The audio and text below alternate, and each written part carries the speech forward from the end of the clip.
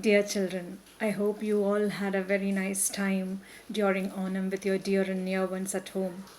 Since we did not have a class this week, I had taken two classes in advance, knowing that I won't be getting classes this week, but we couldn't do the improvement session, so I don't want to miss that session for those who are writing the improvement. So, what I plan to do is this whatever I meant to take this year, I thought I'll do it as a video so that we can finish it fast because we have to discuss a lot of units and also the grammar portions that have to be covered. So I thought we this time I'll do it as a video. So what I'm going to do is I'm going to take up. We have completed till Dead the Leveler. I'm going to start off with the Price of Flowers, and then I'll try to cover the next three units in the next block. Okay, that's what I'm planning to do. Second block, not second block, third block. Okay. Now let's have a look at the unit, The Price of Flowers. The Price of Flowers is a story written by Prabhat Kumar Mukhopadhyay. This is a story which portrays the strength of human relationships. Okay.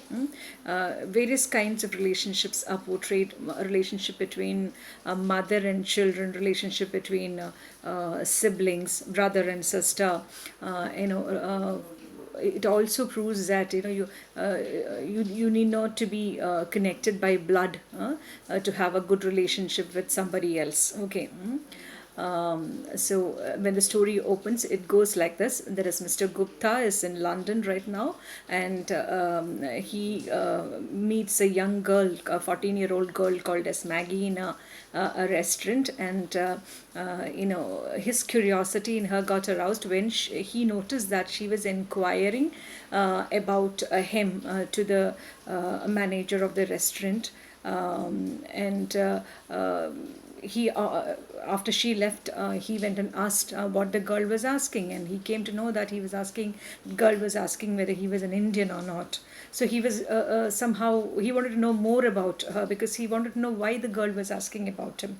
So he tried to see her. He came and inquired about this girl in the following week also. Every day he used to come in search of her, but she couldn't be found. And then the person in the hotel told him that she usually comes there on Saturdays because Saturday must be it must be the payday. Maybe that is the only day when she earns money to have lunch. Okay. As expected, he finds her on the next Saturday, and then they start talking. Okay. And a strange kind of bond develops between them. Initially, she was slightly reserved and all that, but later on, as she got talking with him, that initial reserve went off. Okay. And he asked her why she was inquiring about him. So he wants to, she just wanted to know whether he's a Hindu or whether he's a vegetarian and all that. Okay. As far as she's concerned, she has heard that India is a land of vegetarians and yogis and all that. Her mother would like to meet a person like that, and that is the reason why she was interested in him. And luckily for her, he agrees to visit her home, and together they reach Maggie's house, and he finds that they are living in real bad conditions because her mother is a widow, and her only brother, his name is Frank, he's working in India as a soldier, and the poor mother and the daughter are managing alone. Even at the young age of 14, she is working as a typist or something in a office, in a civil office or something. At a very young age also, she is struggling hard to make a living, and her mother is also contributing whatever she can, and she bakes cakes, and it is being sold every Saturday, because Saturday is a time when people in that particular locality called as Lambeth, that is a time when people have money in their hands, and they come out and sell whatever they want to sell, and people come to buy things. So her mother bakes cakes, and those are being sold. the very evening itself. It's a kind of it, that Monsieur during Saturdays is also there's a lot of festivity happening on Saturday because it happens to be the payday. As they reach home, Mr. Gupta is warmly welcomed by Maggie's mother, and they got talking. And she started, talking about her, anxiety about not knowing much about her son who has gone to India as a soldier. They have not had a letter from him for a long time, and they're very worried. And as far as they are concerned, they are having a lot of misconceptions about India. India being the land of snakes and elephants and tigers and all that. They have heard that it's a place where people get sick quite often, especially people being caught by fever and all that, and all kinds of misconceptions they have about India. They feel that it's a land of yogis with occult powers and all that. So Mr. Gupta tells her that India is just like any other country, and you need not be scared about animals and snakes and all that. They all keep themselves to animals. All keep themselves to a forest and all that. They don't come and disturb people and all that. He tries to drive away the fear that is there in the mind. She asks whether Punjab is a safe place because that's a place where her son Frank is located. And they also shows him a gift which he had sent to Maggie on her birthday. It is actually a ring. It's a kind of a crystal ring, and they strongly it was given to Frank by a yogi, and he had told Frank that if you look into the crystal for a long time, you will be and think about a person, you will be able to know how that person is. Okay. His whereabouts and things like that. So they have a feeling that the mother, and that particular ring was sent to Maggie by Frank on her birthday, and they wanted somebody, an Indian, a person who's a vegetarian. They feel that only such people will have the powers to read the crystal ring. So they were eagerly looking for a man like that, and that was the reason why Maggie was inquiring whether he was an Indian or not. And that ring is being shown to Mr. Gupta, and she asks and to look into the ring and think about Frank and whether he's able to see anything. So he says he does not want to lie to them, so he does not believe in all these sort of superstitions. So he says, I don't see anything over there. And they're slightly disappointed, but they got talking and all that, and a very strong bond develops between Maggie and Gupta, and he meets her quite often and all that, and a strong liking takes place between both of them. And then we are told that after some time he learns that his one day Maggie comes to meet Mr. Gupta and tells her that her mother is quite sick, and she's very much worried about her son Frank, from whom she hasn't received any letter or any information, and her health is in a very bad condition. And Maggie is asking Gupta to come to home and meet her to console her. And when Mr. Gupta reaches home, Maggie makes a strange kind of request to him. She is telling him, is it possible for him to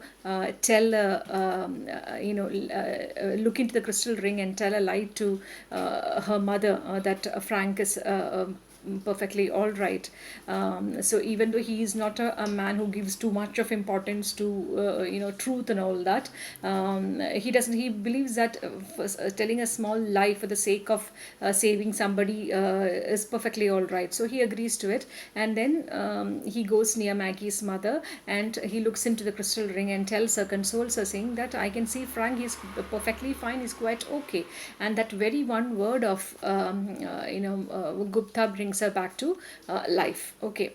But later on he comes to know that Frank died in the war, and he was slightly reluctant to go and meet them, because when he had told them that Frank was perfectly fine, he had already died by then, and he was feeling awkward to go and meet them because he had told a lie to them, so he did not want to face them. So he was about preparing himself to go back to India, India. On the previous day, when he was about to go, he just wrote a letter to her and told her that he's leaving. And then Maggie comes and meets him, and she's quite upset. And then she gives him a coin, and a shilling, and tells him to buy flowers with that shilling and place it on Frank's grave. Since he's going to India, it will be possible for him to visit Frank's grave.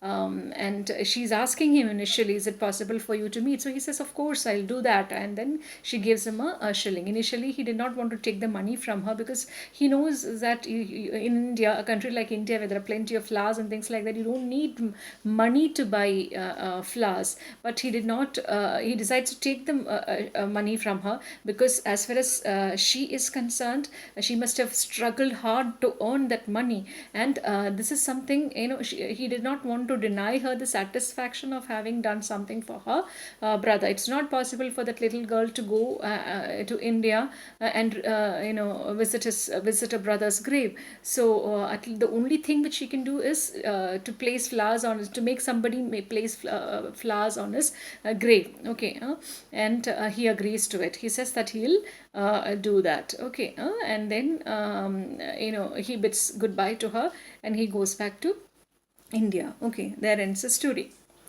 Now, as far as the questions that are usually asked from that particular unit, I'm going to discuss the questions which have come in the question paper over the years. Okay, so let me do that first. Now let me discuss the important questions from the unit with price of flowers. The questions that we have done in the notebook are, the letter written by Mr. Gupta after visiting, Frank's grave. Letter written by him to Maggie after visiting Frank's grave. And then we have also written a conversation between Maggie and a telephone conversation between Maggie and Mr. Gupta. Once she receives a letter. These are the two questions which we have done in the notebook. So you can expect those kinds of questions. Okay. What would be the content of Mr. Gupta's letter? He would definitely say that after reaching home, he found some time to go and visit Frank's grave, and then when he went over there, he was greeted by Frank's friends, and how fondly they remembered about him, how he used to talk to them about his mother and sister and all that, and how he went there and placed flowers on his grave as was requested by her, and how happy he feels that he could do at least that for Maggie. Okay, and he can also say that in future, consider me as a brother. You can always contact me. We do keep in touch. Okay, whenever you need any help, please tell me, and all those things. In that way you can conclude the letter. Okay. And then conversation, it would be like Maggie thanking him for visiting Frank's grave, isn't it? How happy he and she and her mother feels, and all that. Okay. So you can go through the conversation. I'm not going to go over it again. Okay.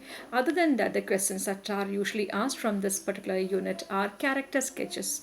Very, very important. Character sketch of Maggie, character sketch of Mr. Gupta, and character sketch of Mrs. Clifford. And Mr. Gupta's character and Maggie's character have been repeatedly asked. Okay, so when you talk about Mr. Gupta, you can mention about certain characteristic traits of him. For example, his curious nature, when he knows that Maggie is, when he comes to know that Maggie is inquiring about him, and out of his curiosity, how he goes in search of her and all that. And then you can talk about his compassionate nature, how readily he agrees to go to Maggie's house and meet them and all that. Okay, and you can also talk about his honesty when he refuses to lie by looking into the mirror that he cannot see Frank. So he says he refuses to tell them a lie that he is able to see something, but he is able to. But later on, you find in the story that he is ready to change his opinion, and then he purposefully tells a lie in order to save the life of Mrs. Clifford. Okay, and that shows what a wonderful human being he is. Okay, and the kind of love that he has for both the mother and the daughter. And he is also a man with a sense of guilt, because once he comes to know about Frank's death, he does not want to go and meet them, because he feels guilty that he had told them a lie. Okay. So all these things you can write about Mr. Gupta's character. And as far as Mrs. Clifford's character is concerned, you can say that she's a poor widow, who's struggling to make both ends meet. Okay. A mother who unconditionally loves her children, her bonding with her children, and how she longs for letters from her son. And she's very superstitious by nature. She believes completely in the power of the crystal ring that is there. Okay.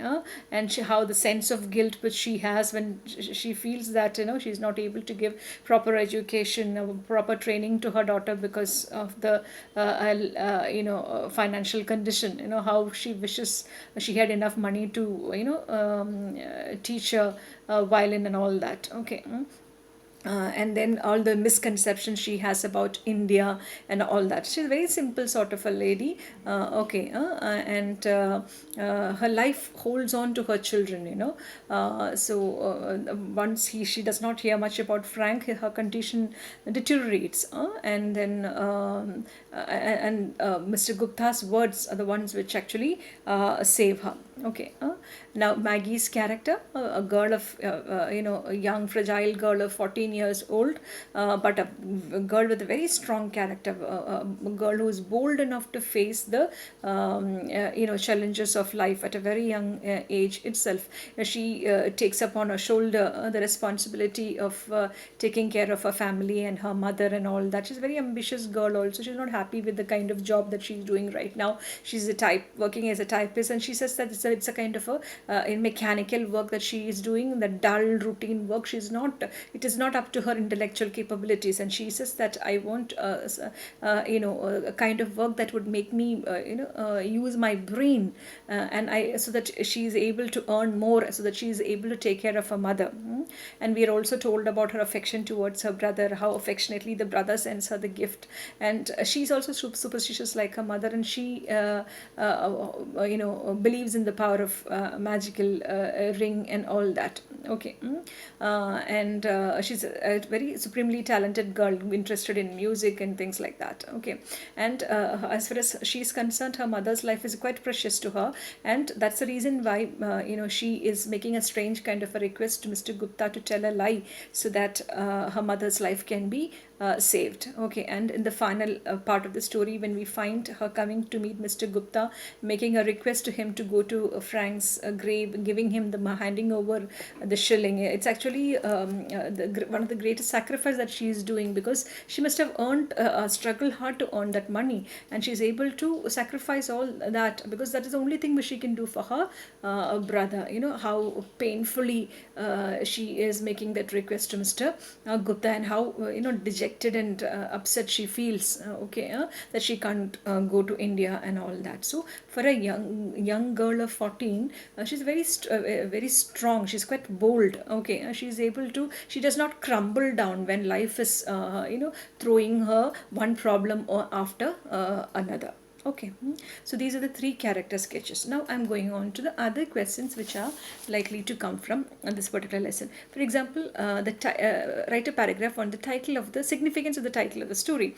The price of flowers. Here, the money which Maggie gives to Mr. Gupta to place flowers on Frank's grave. You cannot put a price on those flowers, because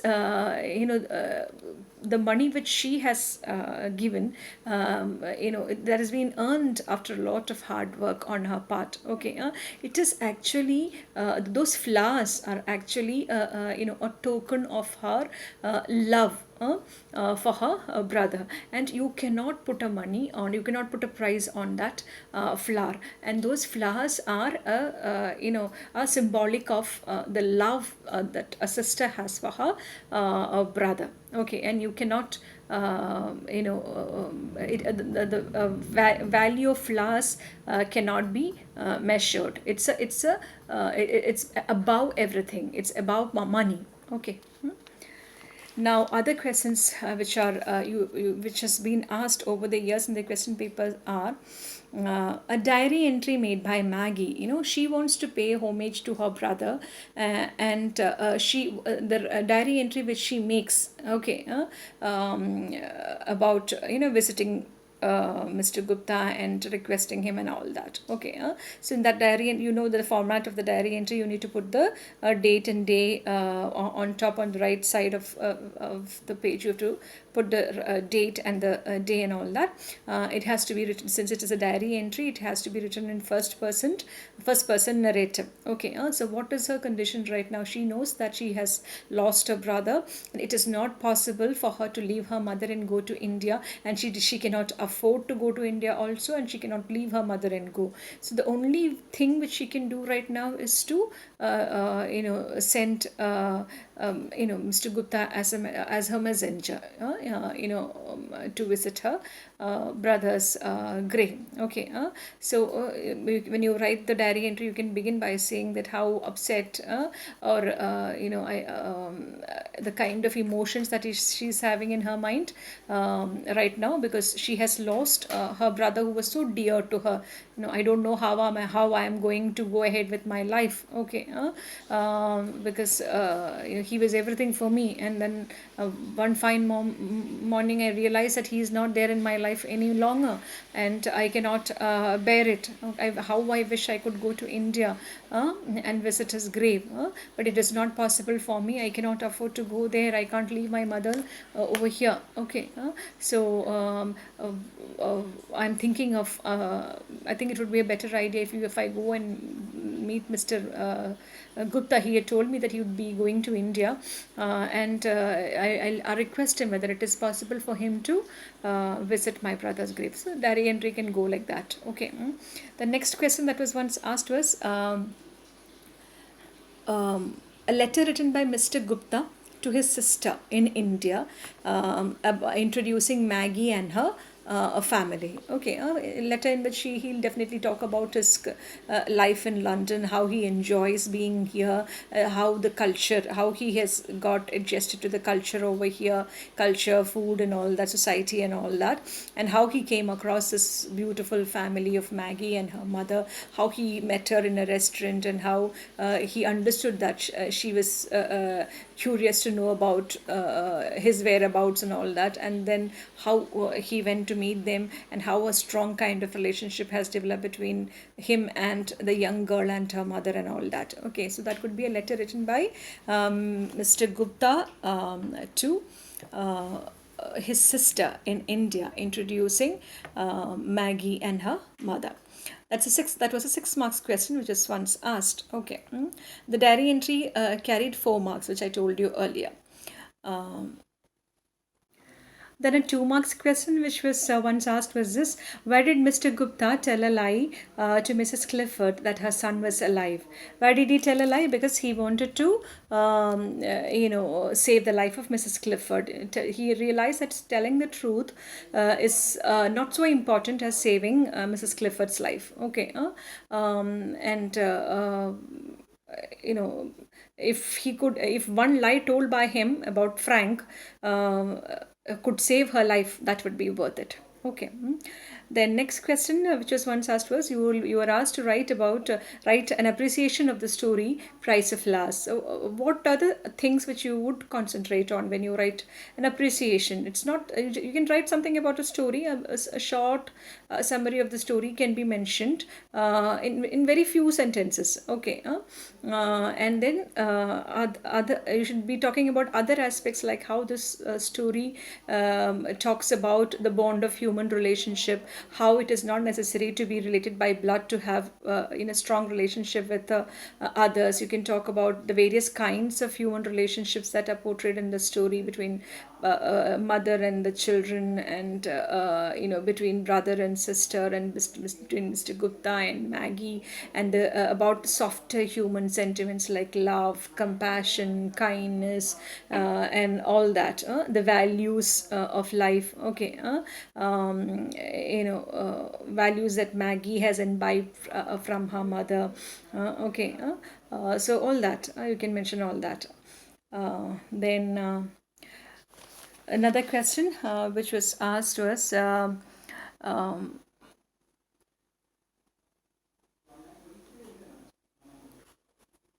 how does the story show that difficulties in life are the same everywhere? Because you find the miserable life led by Maggie and her mother.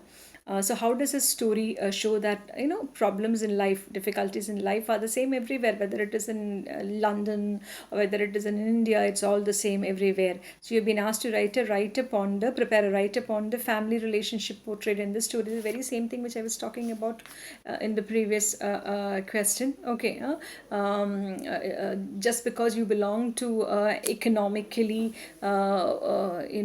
forward a country like UK, that doesn't mean that poverty doesn't exist over there.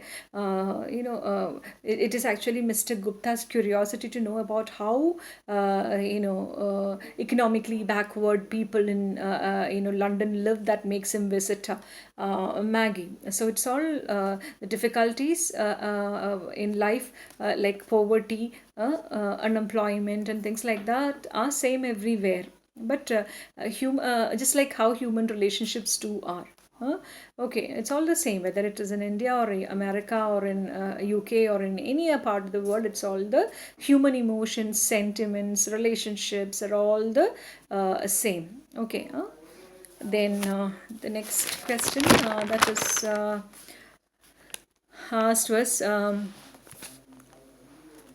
Mr. Gupta felt like returning the coin which Maggie had given to him to buy flowers. What do you think was the reason for this? Why did he want to return the coin? Because he understood that he knows that you don't need money to buy flowers in India, and he wanted to. That was the initial thought of him to return the coin. But later on, he realized that he did not want to deprive Maggie of the satisfaction of having done something for her brother. So he takes that 1 shilling from her.